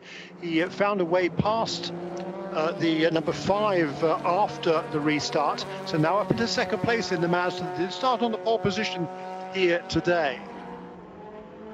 I think that was on the pit stop cycle, Jeremy. That passed him on the restart. Okay. Yeah. Just looking at restart, but maybe I didn't. No. You may be right. It's early in the season, and Renger van der Zande, I reckon, has got a couple of laps in the tank of his Chip Ganassi Cadillac DPI. Just going through turn 1 now and heading onto the infield. The almost all-white number 44 NSX. It's Andy Lally in the Magnus with Archangel entered Acura. New car, new colour scheme. White with the red spot on the door, the very reminiscent of the Rising Sun flag of Japan. Love it. And the Speed Racer livery on that car. Very nice indeed. Coming out onto the high banks again. Looking, well, the damp track at the beginning has made all of these cars look like they're coming into the morning shift of a 24 hours, Jeremy, not having just been racing an hour and 10 minutes or so. Yeah, that's right. That's what these conditions will do for you, that's for sure. A glimpse of the number 6 car for Lawrence Herr, who's taken over from Moritz Kranz, leads in LMP3 all the way back down there in 30th position overall. But Lawrence Herr has a lead of about 45 seconds over Ryan Norman, who's driving the number 7 car in the LMP3 category. That is the 47 Motorsports entry. He's in second place, the former Indy Lights driver, and in third, George Kurtz at the wheel of number 54. That's the Core Autosport entry, third position in LMP3. It's Jeremy Shaw in the Hagerty Global Broadcast Centre with me, John Hindhoff. Porsche keys to the race. Remember, the Rolex starts in 6 days. Don't give your team a hard job before we even get into the build-up for the big race. All the drive times have been watched carefully, although we did have some mistakes with people doing illegal pass-by procedures, and they got 3 minutes and 56 seconds. Some of those were fighting to get back on the lead lap in class, including Pat Long. That was why he was having to fight his way back onto the lead lap in GTD, the 16 Wright Motorsport car. The restarts, well, have certainly been very impressive at the sharp end of the field. Tristan Vautier has been good. We've also seen Harry Tincknell very good, and Pete Motorani, well, we know what he's like, as well as Renger van der Zande, as we predicted a couple of laps ago. He has come into the pit lane. I'm very happy with that. That'll give him a full green flag stint, and that now means, Jeremy, that he will be fueled to the end of the race. But of course, I think that was a 17 lap stint for Renger in full green flag conditions, but he's gonna drop a bit of real estate here. Yeah, he is, and he didn't need to come in then, but to come in and get that final stop underway, I think he could have gone a little bit longer than that if he'd wanted to. I think these cars can do 20 laps or so on a tank of fuel without too much difficulty, even though the tank size have actually changed a little bit for this year. But that number 31 car, it's Pete Motorani, who a couple of laps ago set that car's best lap of the race at 136.86. His gap to Harry Tincknell in second place, just growing just slightly, 3.3 seconds last time round. Kamui Kobayashi, by the way, he's taken over from Jimmy Johnson in number 48 Cadillac, and he is flying. He's just set a new fastest lap of the race, the Japanese driver, 136.298 for Kamui Kobayashi. He's in sixth position. He's a dozen seconds behind Ricky Taylor, who's in fifth in a Konica Minolta Acura, not Cadillac, Acura. I know. How many times? I did it right. I'll get it wrong next time probably, but I got it right this time. Shea Adam, we haven't heard from our VP Racing Fuels Pit and Paddock reporter for a while. Everybody's settling in. It's the run to the flag now, and this has gone over very, very quickly. What are the teams saying? Well, we've had a couple more issues up and down the pit lane. The number 24 BMW, most recently just coming in for Augusto Farfus, they came into the pit lane because of a vibration that was felt in the car, so threw a new set of tires onto the black BMW and sent Augusto back out. Again, two-time winner of the Rolex in the last 2 years. But our official retirements list has grown a bit, in addition to the 2 cars that didn't start the race and the 3 that I've mentioned already so far. The 30 Performance Tech has come into the pit lane. That LMP3 machine did not resume. The 42 Audi, the only GTD Audi running, has also retired. And I'm waiting to hear back confirmation, but I believe that the 33 Sean Creech LMP3 machine is also going to be listed as a retirement.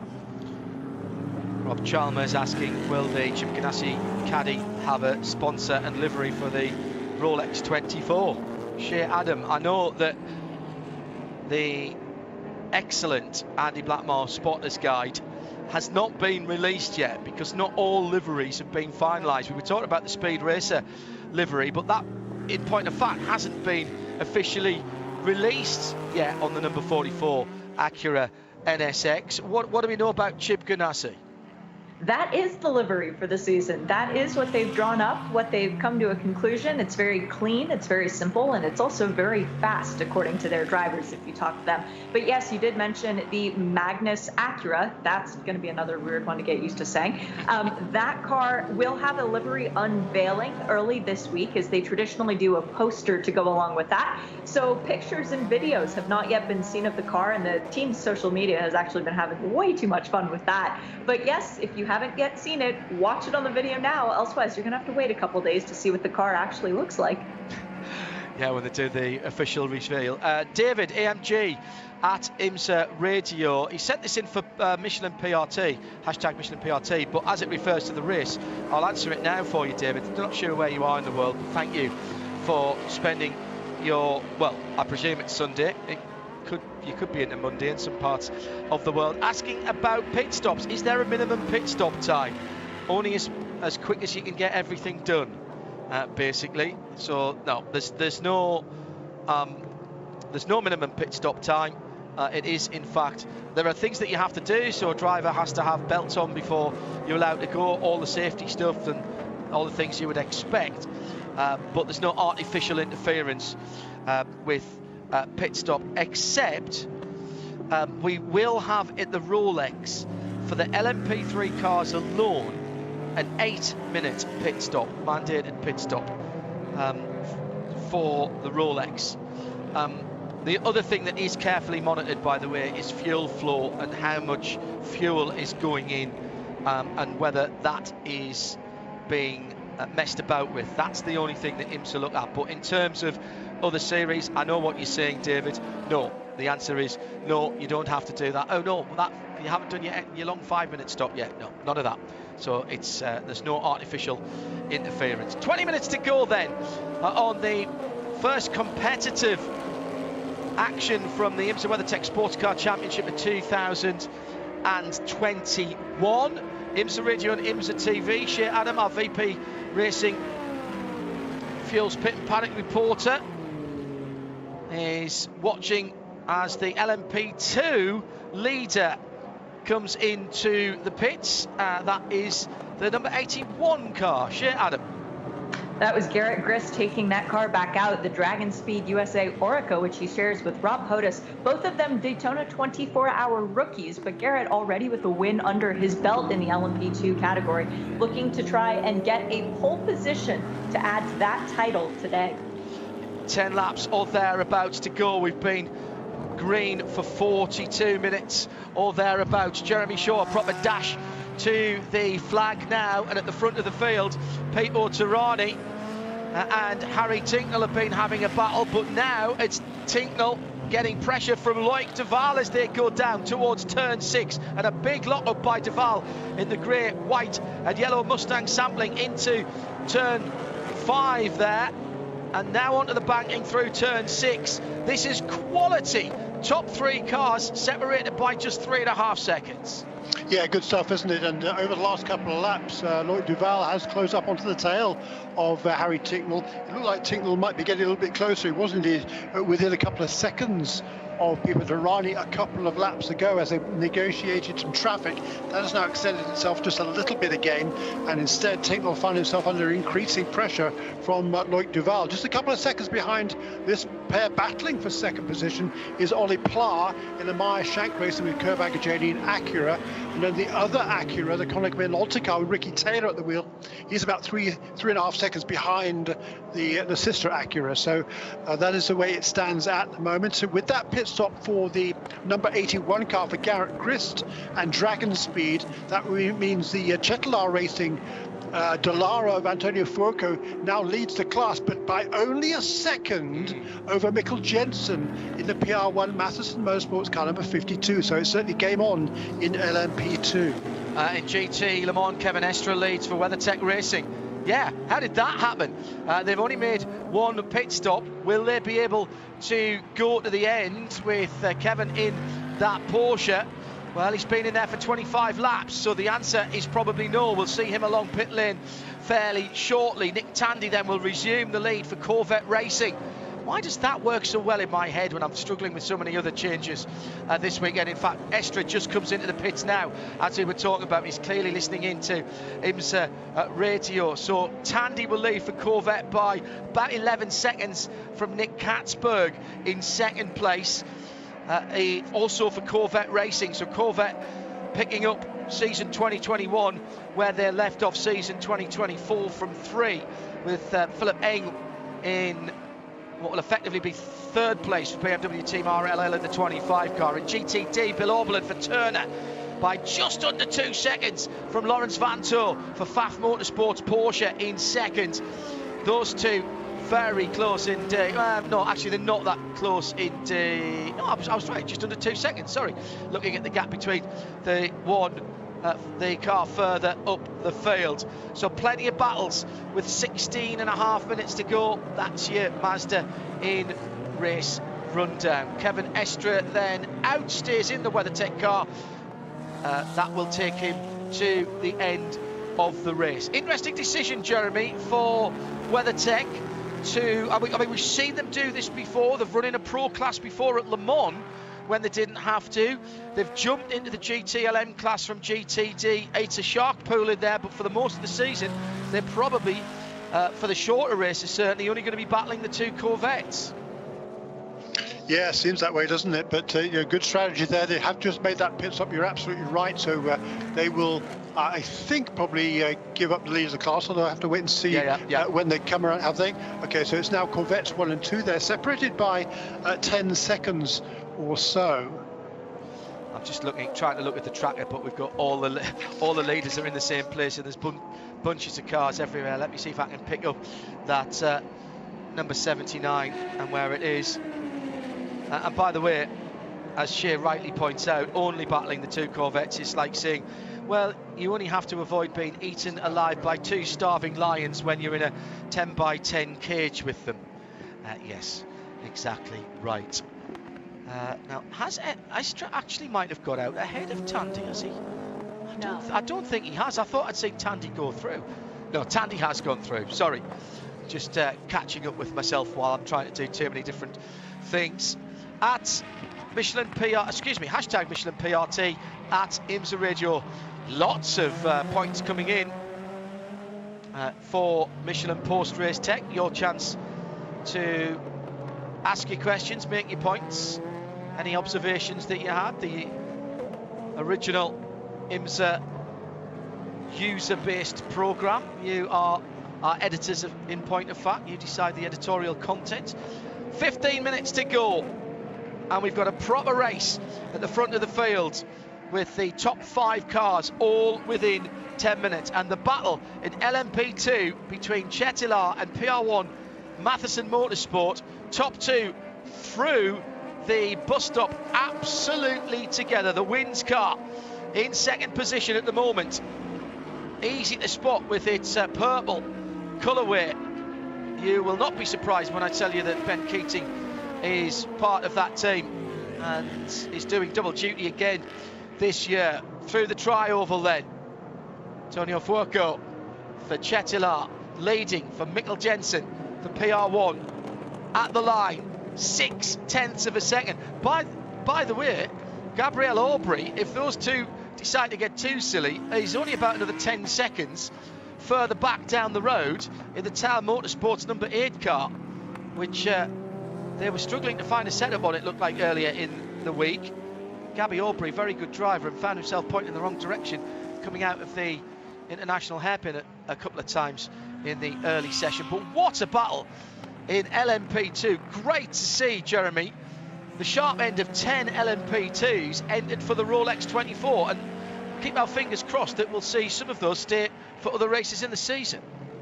Yeah, brilliant news, isn't it? Absolutely right. And these cars are super fast here. They're not that far off the pace of the DPI cars. The fastest lap in the class was set by Guido van der Garde at 1:37.762. The fastest lap of the race, a 1:36.298. That was by Kamui Kobayashi just a half a dozen laps or so ago. And remember, they don't run to full European specification here. They are BOP'd back from the DPIs, aren't they? True. working very well in the last couple of seasons on the Michelin tyres. Little bit of a fumble by the leader. The Chetelaar car goes all the way down to the yellow line in NASCAR 3 and 4. I think it was the AIM car. Sorry, the Vassar Sullivan car. That's $5 in the jar for Hindhoff. That just held them up going through out of the bus stop. And then that's the Ganassi Cadillac that's gone over the top of both of them and down into turn 1. They've been side by side now for a third of a lap. And finally, Fourcault gets it back as Jensen refused to give up, and they ran side by side from the exit of the bus stop all the way into the first part of turn 1, and it's not over yet as they go past the 111 Grasser Lamborghini through the kink and down towards turn 5. Magnificent stuff. And Jeremy, what respect shown by all of the drivers there, including Renger van der Zande, who was coming over the top of them both as they went through the tri-oval. Yeah, absolutely right. Of course, yeah, they realise there's nothing really at stake here. It's just the starting positions for next weekend's Rolex 24 at Daytona. But hey, there's pride at stake, isn't there? And look, not only did we have this fabulous battle for the lead in LMP2, the third, fourth, and fifth are nose to tail as well. Ferdinand Habsburg has just taken third position away from Gabriel Aubry. Oh. Yeah, that's number 20 car for high class racing, just snuck ahead of Aubry in a tire motorsport entry. But right with those two is the man who has set the fastest lap of the race in LMP2. That's Guido van der Garde in a Racing Team Netherlands Orica car number 29. Yeah, good first stint by Fritz von Aert. That car held up in its journey to Daytona, and they didn't get out in some of the early sessions, so in some ways they have been playing catch up. But to be that close to the lead, they'll be very happy indeed. In fact, that close to a podium, to be honest, with third, fourth and fifth, High Class Tower and Racing Team Netherlands very close together, but not quite as close as the leaders. Down the inside, oh, fabulous move if that is pulled off. It is pulled off, and the Wins car goes through, went just through the dummy slightly to the left hand side rather, as they came down towards the International Horseshoe, and Mikkel Jensen went one way. There was just about an LMP2's width on the inside, and he slung the car back to his right, braked exceedingly late, got alongside, and at that point the game was up for the Chetelaar Racing driver Antonio Fourcault. He decided discretion at that point was the better part of valour, and we have a new leader with 9.5 minutes to go. LMP2 lead has gone to PR1 Mathiesen Motorsport. Don't tell Mikkel Jensen there's only track position riding on this, Jeremy Shaw. There's some points and clearly some bragging rights around Daytona Beach for the next few days at least. Yeah, no question about it. This is tremendous stuff. This has been a lot more exciting than I thought it might be. I think the track conditions early on certainly played a big hand in that, but it's been a fascinating contest, and it's certainly interesting to see who's having the upper hand here. There doesn't seem to be anything at all to choose between the DPI cars, nor actually in each of the categories. So that bodes well for next week. Incidentally, the Ollie Pla just took over third position from Loic Duval, but look at the scoring now, he might have lost it again. So that battle for third and fourth, kind of a 5 and number 60, they've just gone back and forth twice in the last 2 laps, and both of them, I believe, are right with Harry Tincknell. So we have a 3-car battle for second place. Correct, Jeremy. That is about just over a second, 1.2 seconds between Tincknell for Mazda Motorsport in the 55 in second. He's, by the way, is now over 4 seconds behind Pipo Derani, who has consolidated the lead for Whelen Engineering Cadillac in the 31 car. So then it's the white Mazda, then it's the dark grey Mustang sampling number 31, then it's the Mershank Racing with Curb, Agajanian Acura. That's the number 60 car. That's the purple and black car with Ollie Pla. And those three are at it hammer and tongs as they come into the last 8 minutes. Under 8 minutes to go now. We started with 100 on the clock. We're down to 7 minutes and 47 seconds. And just a couple of minutes ago, a brilliant manoeuvre from Mikkel Jensen for PR1 Matheson Motorsport to take the lead at the International Horseshoe. Antonio Fuoco did a really good job. Once again, plenty of respect. They know they need to have a car for next weekend, but that was the lead in LMP2 changing. Meantime, the battle for second, third and fourth, just going out of the bus stop, Jeremy, and onto the high banks. And Harry Tinknell, he's got a fight on his hands for the last 7 minutes, or what, 4, maybe 5 laps to the end of the race now. Yeah, and Antonio Fuoco coming into the pits apparently in car number 47, looking at the scoring. So he will drop out of second position. And he'll probably be passed pretty quickly by those cars. The number 47 and number 52 came in exactly the same time. Correct. So just 16 the number 20 laps. And 29 came in a lap later. Shea Adam is watching this. This is not good news because there's no fuel probe going in. They're not short of fuel. They're not doing very much at all to the Chettilar car.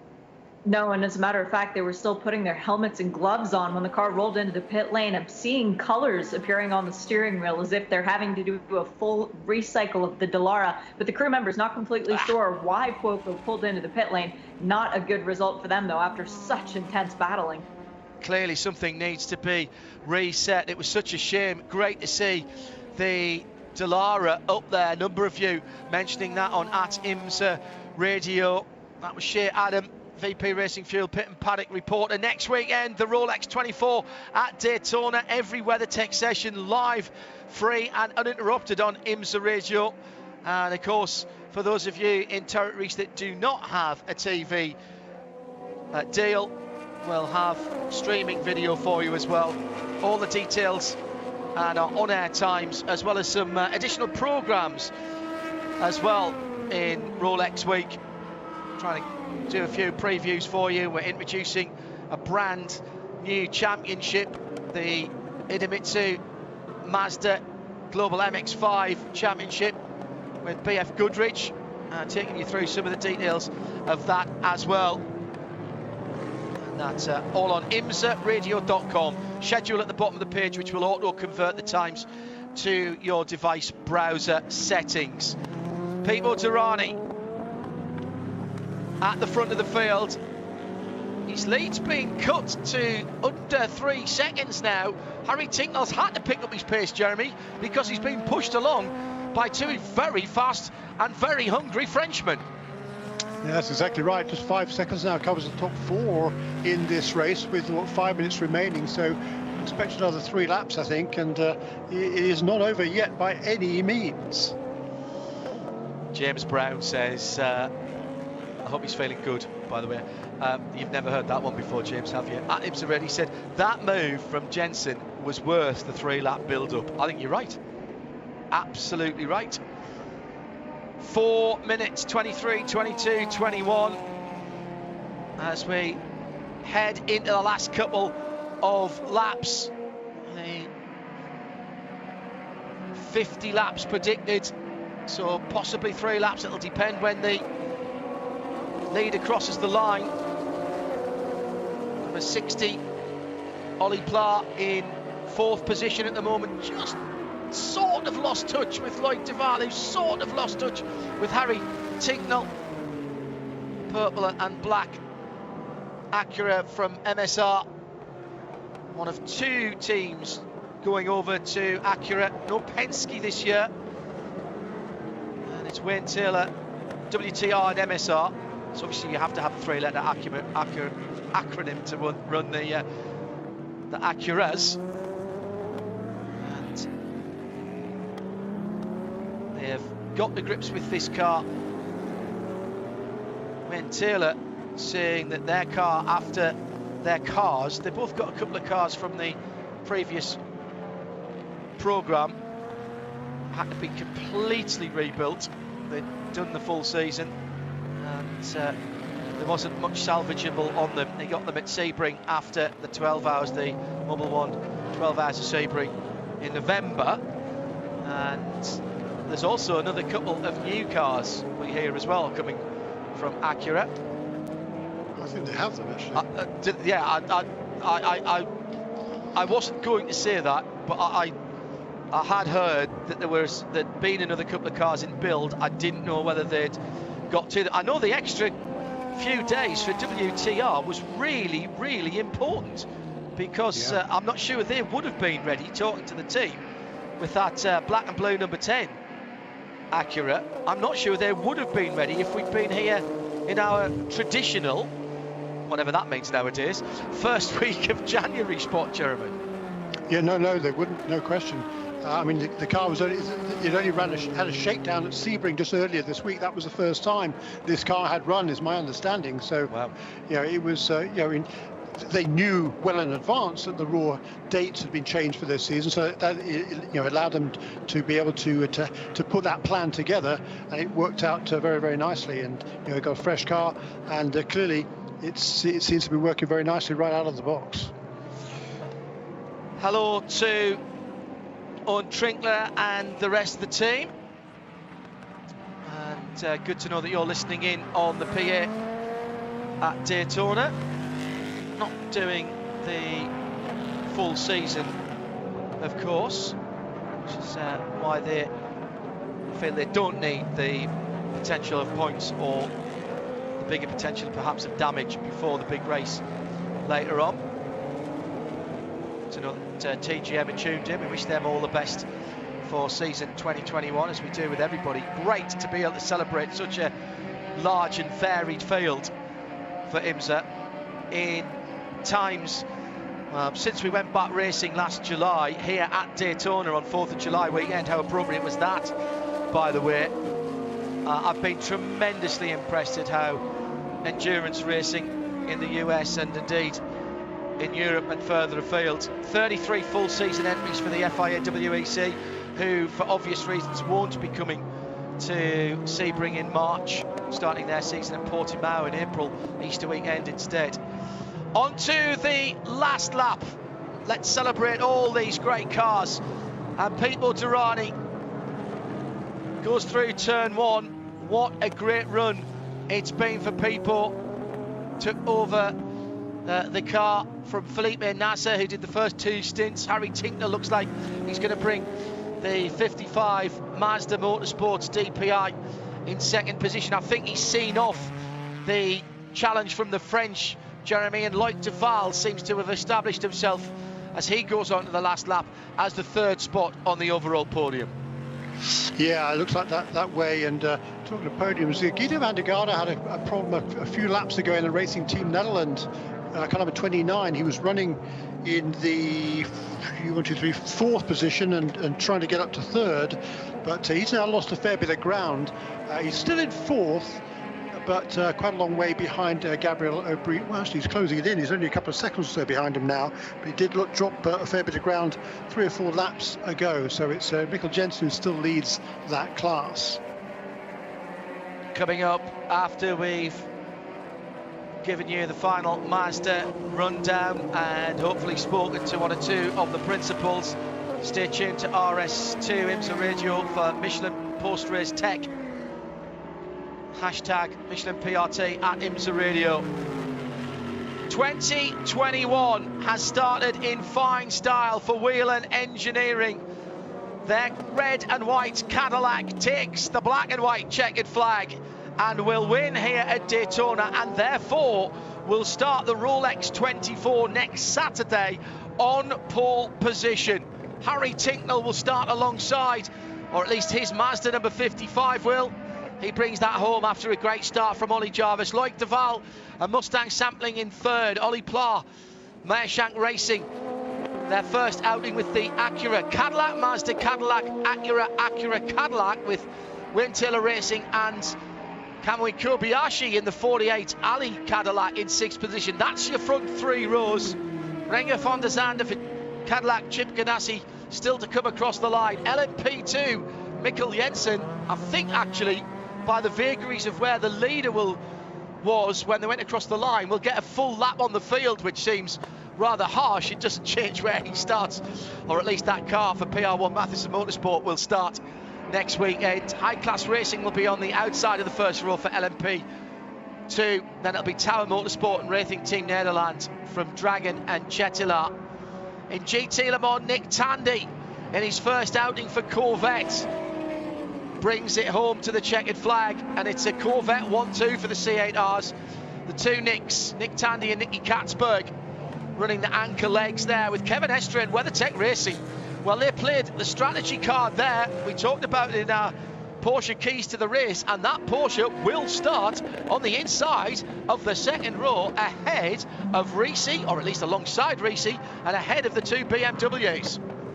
In GT Daytona, Bill Power and Turner Motorsport comes home to take the checkered flag for GTD, with Porsche and Pfaff Motorsports in second. Grasser Racing Team, the 111 Lamborghini on the inside of row 2 next weekend, and Ollie Gavin brings the Vassar Sullivan Lexus number 14 home to start on the outside of row 2. Then a Mercedes, it's Philip Ellis for Winwood Racing after Russell Ward started that car, new colour scheme for the 57, and then another Lamborghini, that's GRT's number 19 car, then Heart of Racing on the inside of row 4, and the Scuderia Corsa Ferrari that had the problem early on. I know that wasn't the 63 car, was it? It was the 21. So they will finish in 8th, therefore will start on the outside of the 4th row. Inside of row 5 for Ryan Hardwick and Wright Motorsport. That great story for that rebuilt Porsche that's come back home to Wright Motorsports. They are in 9th, and rounding off the top 10 in GTD, Zach Veach for the second of the Vassar Sullivan Lexus, a little further off the pace than I think they would have liked. In LMP3, Milner Motorsports will start on pole ahead of 47 Motorsports, with Core on the inside of row 2. John Bennett will be delighted about that. Sean Creech Motorsport, then Performance Tech, and then Riley for the top 6.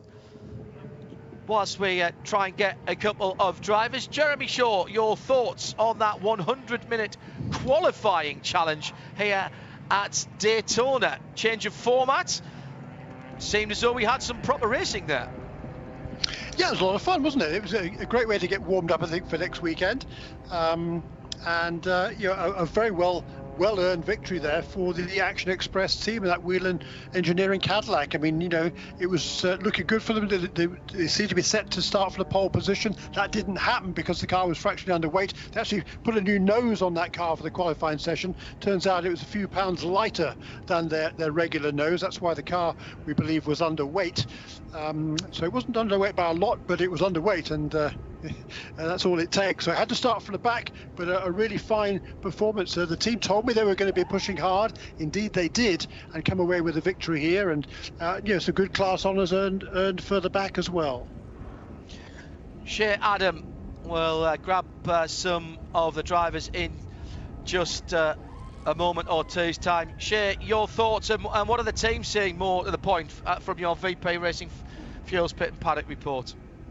It's been fairly quiet so far as the team communications, but what I'm hearing from Corvette Racing in particular, they took that race seriously. They used it as an opportunity to get their drivers, who perhaps don't have as much time working with the engineers and the crews, acclimatized to this new environment, and it paid off because Nick Tandy and Alexander Sims are the two newest members of Corvette Racing. And for Nick Tandy in particular, in the last 6 years, he has now started on pole position for GTLM 4 times. He's earned that award. So that is a remarkable accomplishment for the young man who values stock car racing just as much as he does sports cars. Oh, yeah. And if GM want to offer him a drive on an oval in a stock car, he would be very, very happy indeed. The full results are available at IMSA.com, and we'll start our build-up for the Rolex 24 with the first free practice session for the IMSA WeatherTech Sports Car Championship. IMSARadio.com. If you want to see our full schedule, it'll auto-convert into your time zone. Just waiting to get our winners into the victory circle at IMSA Radio, hashtag Michelin PRT. And we'll continue on RS2 IMSA Radio for that. One or two teams, Jeremy, deciding that discretion was the better part of valour and parking the cars early on, particularly those who aren't in it for the full season points. And I kind of understand to a certain extent that that tactic, given that there's a 24-hour race next weekend and a couple of positions here or there might not make too much difference for them. But racing in every class, certainly between the prototypes and LMP3. What a great addition. So far, so good. Yeah, I mean, there wasn't much of a race in LMP3 today, certainly, but I think there will be next time. I think the endurance capabilities of these cars could be under question. That's probably most likely reason why quite a few of the LMP3 cars didn't run the full race today, or even one of them didn't even start. As you say, the number 74 car for Riley Motorsports, and you're never going to question the strategies of Riley Motorsports, are you, with Bill Riley on the box there. Yeah, it does bode well, and I think it's going to be a fascinating race when we come down to it next week in LMP3. Thanks, Jeremy. Just trying to get in touch with a couple of drivers whilst they are before they go to the presentation area. With any luck, we should have Robbie Foley on the line with us now. Robbie Foley, it's Hindhoff in the Haggerty Global Broadcast Centre. Can you hear us, first of all? Yep, all good. How are you guys? I'm very good, Robbie. Congratulations, mate. Another one for Turner Motorsports. Bit of a difference in terms of the format, but you guys got your head around it. It's just racing, isn't it? Yeah, you can never take a win for granted, so that's what we went for today. Obviously, the start was exciting with a bit of rain. Everybody had to contend with, but got a clean start, just nice and easy. Don't want to scratch the car for next week. We could pick off a few cars, and we decided to, on the second yellow, I think it was, take advantage of the fact that the track was almost ready for dry tires, probably wasn't quite ready. But we thought, why not save a pit stop later on? So we did that, threw Bill in the car, and just kind of waited it out. The strategy worked out for us, so yeah, ended up winning. Great way to start the year for our guys, and hopefully it's good for next week. How tricky was it early on in those changeable conditions? We know how good the Michelin wet tyres are in the wet. They seem to be pretty good in the transition. And on the other side of things, what was Bill saying about it when he put the slicks on? Because it was that awful, shall we, shan't we time? Yeah, exactly. So at the start, it was really heavy wet, actually, but the rain had just stopped, and I think the sun started to poke out. It's hard to tell in the car, but it started to quickly dry. So on wet tires and drying conditions, you're always trying to see where you can find a bit more speed without taking too much risk. So that's hard on one hand. And then we had to make a tough call whether to go to dries or stay on wet under that yellow. So we decided that since we were going to take an easy approach to this race anyway, Bill wasn't going to push too hard or take too much risk, that it was worth basically netting that time for the next stop. So we spent a lot less time in the pits than others, which I think is a large reason why we ended up out front. You got some extra track time this weekend in the Pilot Challenge. Did that help? Yeah, for sure. I think it helps you know how the track matures through the weekend. I didn't do too much driving. The focus was on getting Vin, my teammate, some laps in the GS car, but it's always good when you can get some more laps. As the track rubbers in, you maybe change your line slightly or see where there's more grip, where there's not. So, it's always been helpful, and I've been lucky to do that for the last couple of years. So, really enjoying the GT4 car as well. And it'll be all taco Monday, of course, for you and the rest of the Turner team. Well done, mate. Best of Bill and the rest of the guys. We'll speak to you next week. Get some rest and get ready to go racing for 24 hours. Thanks. Cheers, guys. See you next week. Robbie Foley joining us live from Daytona.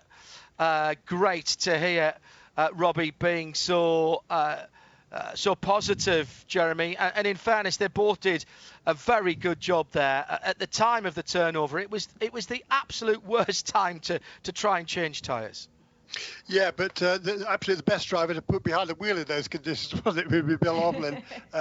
Tremendous job. That was a really fine run once again by Turner Motorsport, and the car is always fast here at Daytona.